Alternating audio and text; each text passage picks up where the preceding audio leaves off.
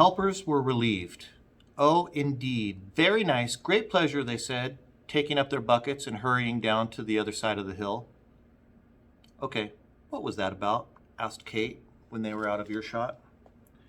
Renee's brows were knitted with concentration. That was Mr. Bloomberg, no doubt about it. His face, his shape, that froggy voice, there's no question it was him. And yet, he pretended not to know me. Pretend not to be himself. Now, why would he do that? Maybe he's a secret agent, Constance said. You know, like Milligan was. And you were blowing his cover. Mr. Bloomberg, Renee said. I doubt it. He did kind of remind me of Milligan, though, Sticky said. Did anyone else notice how sad he seemed? How sad they both seemed. In their eyes, I mean. I'd never gotten a good look at a helper's eyes before. They're always looking away. But with these two, I could plainly see it. That's true, Kate reflected. I don't think I've ever seen anyone as sad as Milligan, but those two came awfully close. Renee, do you think... Renee, what's wrong? The color had drained from Renee's face. He stood staring off into the distance, at nothing in particular, and indeed he looked as if nothingness were exactly what he'd wished to see. Are you okay? Sticky said. Renee didn't answer. He had finally come to understand something that would have seemed obvious had it not seemed impossible. Milligan, the missing agents, Mr. Bloomberg, they all had their memories stolen. Once this had occurred to him, a great many puzzle pieces suddenly fit together. When Milligan was captured, he thought Mr. Curtin discovered his amnesia, but in fact, Mr. Curtin had caused it. That is why Mr. Curtin got so angry when Milligan said his memory was fine. Mr. Curtin had wanted to steal his memory or wipe it away, or whatever it was that might be done to his memories, and then retrain him as a helper, just like the other agents. Mr. Curtin had transformed all those meddlesome people into his own private workforce, and they didn't even realize it. The helpers had been programmed to believe that everything is as it should be, but you could see it in their eyes. Their lost lives, their lost families, something inside them missed these things terribly. Renee, you're worrying us, said Kate. What's the matter, Renee? At last, Renee's eyes focused, and he turned to his friends and told them what he had just realized.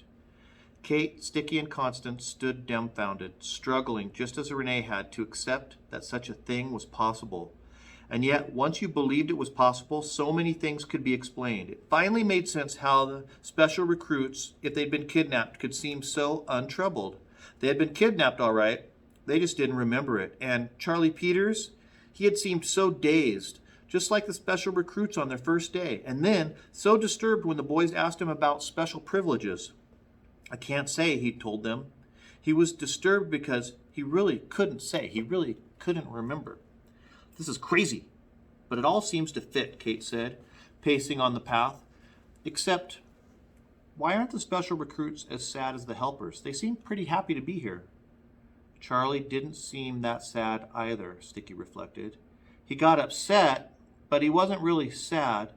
It must be different with Lancooner amnesia. Maybe... Wait a minute, Constance demanded. Back up and say that word again in human words. Lacunar amnesia? It means you can't remember a specific event. That explains it, Renee said. You only get sad if you can't remember all the things that are dear to you. If you only lose a little of your memory, you just get confused for a while. Confused, but not sad. That's exactly how I feel right now, said Kate. Who is Mr. Bloomberg, Renee? Why is he here? He was a school facilities inspector. He'd come around the orphanage every 6 months or so. Mr. Rugger was afraid of him, afraid he'd find something wrong and the orphanage would have to pay for repairs. But Mr. Bloomberg was a good man, always laughing, always talking. He chatted constantly with anyone who'd listen, and afterward he'd give the kids ginger snaps. A very friendly, kind man. Renee trailed off. He gazed across the harbor channel toward the mainland, as if by gazing he might somehow get back there. And not just to the land, but to a time when he didn't know all the things he knew now. What is he talking about all the time? Kate asked. His children, Renee said. Oh, said Kate somberly. He loved them dearly, said Renee. And now, look at him, afraid of every child he sees. It's not even a year since I saw him last. Kate was putting it together, so Mr. Blumberg came to the Institute to make an inspection, which was never supposed to happen, and he didn't like what he found. And Mr. Curtin made sure that he never went back, Renee finished. But how could Mr. Blumberg forget his children? Sticky protested. It doesn't seem possible. Can it really be possible? Can any of this be possible? Renee made no reply. I just can't believe it, Sticky said, wishing he really couldn't. Of families lost and found.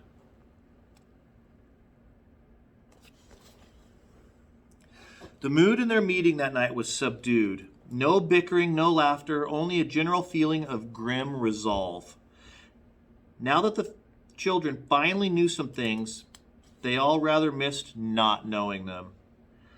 If only they had proof of what they knew. But all they had was their word, and the word of children they know amounted to nothing. If the authorities wouldn't listen to Mr. Benedict, they certainly wouldn't listen to children. Renee and others could argue all day that Mr. Curtin was erasing people's memories, that dozens of government agencies were being held captive on Nomiston Island, but they couldn't begin to explain why it was all happening, and without proof, no one would help them find out. If we could lay our hands on that journal, Kate had said, do you think it would be enough proof? Fat chance, said Sticky. Mr. Curtin always has it with him. Anyway, even if we stole it and convinced people to read it, said Renee, they'd think it was a hoax. Mr. Curtin's messages have made sure of that. At least we could read it, Kate said. You know, it's chock full of information, and some of it might be exactly what Mr. Benedict needs. She sighed, but you're right. Swiping it would be too risky. I wish we could do something, though. We're doing something. We're doing all we can, aren't we? Sticky said. We're telling Mr. Benedict everything we know. Speaking of that, said Renee, we should send our report. There's a lot to tell.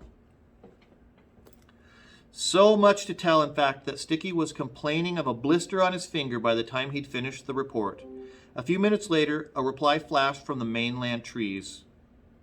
What has been lost may yet be found. Have hope.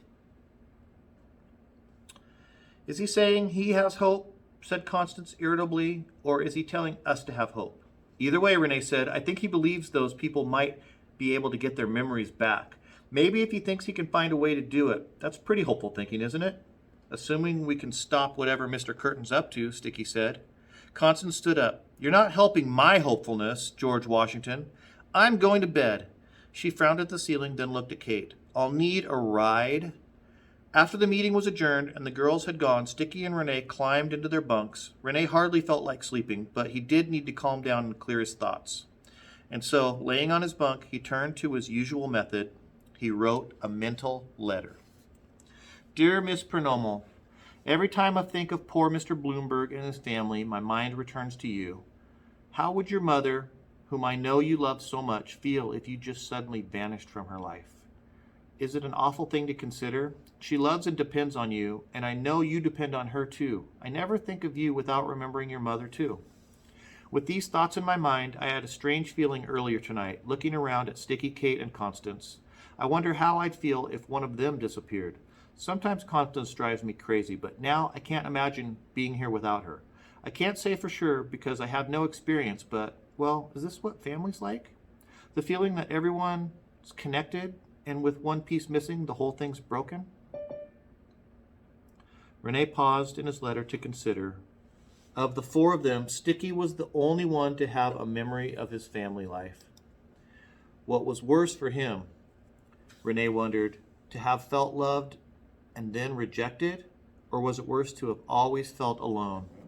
Kate said she had no memory of her dead mother, nor of her father who abandoned her. And Constance, well, they know almost nothing of Constance. But Renee had the feeling that she too had never known a family.